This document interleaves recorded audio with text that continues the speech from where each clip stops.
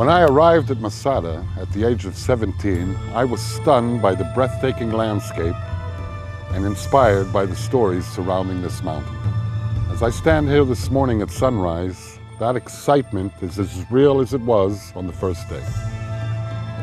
Come with me and we'll take a look at this historical site, which has become a symbol of Jewish cultural identity and the ongoing struggle of mankind against oppression.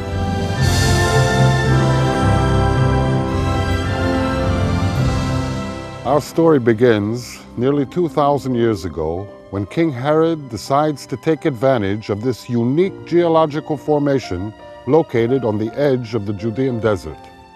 High above the Dead Sea, the lowest place on earth, with steep cliffs on all sides, Herod builds a royal refuge which is both a palace and a fortress, covered with beautiful fresco paintings and mosaic floors.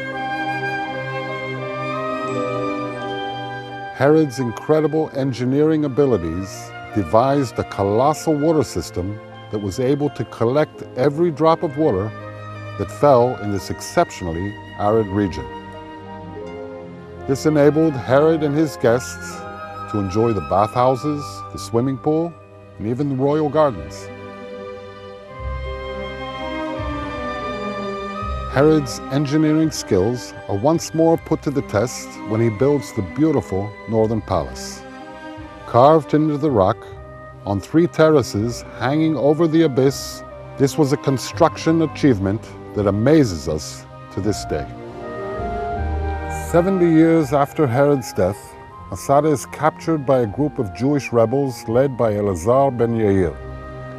They make use of the existing buildings, and they add living quarters, ritual baths, and a synagogue.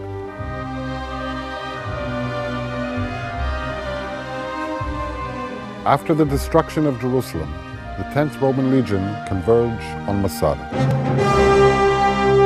Nearly 8,000 Roman legionnaires build 8 camps and a wall circling the fortress.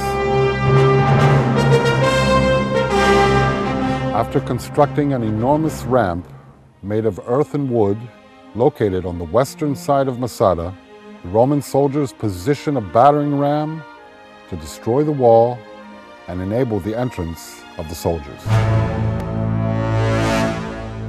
The historian Josephus Flavius tells us that when all hope was lost, the commander of Masada, Elazar ben Yair, convinces his followers, 960 men, women, and children, to choose death at their own hands rather than slavery at the hands of the Romans.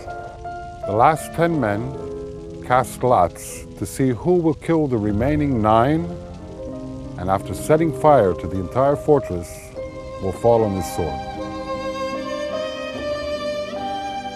The late Professor Yigael Yadin, who led the expedition in 1963, tells us about finding what are believed to be the lots. One discovery is particularly caused us very great excitement.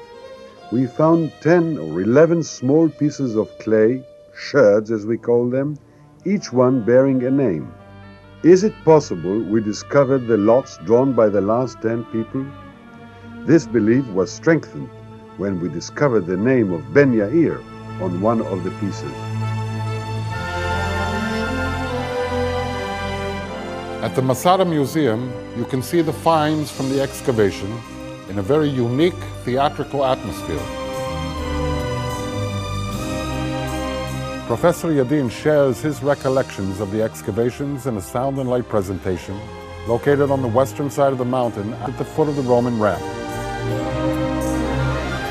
This story of courage and sacrifice has stirred our imagination for decades and is as compelling to me today as it was when I first got here. I'll meet you at Masada.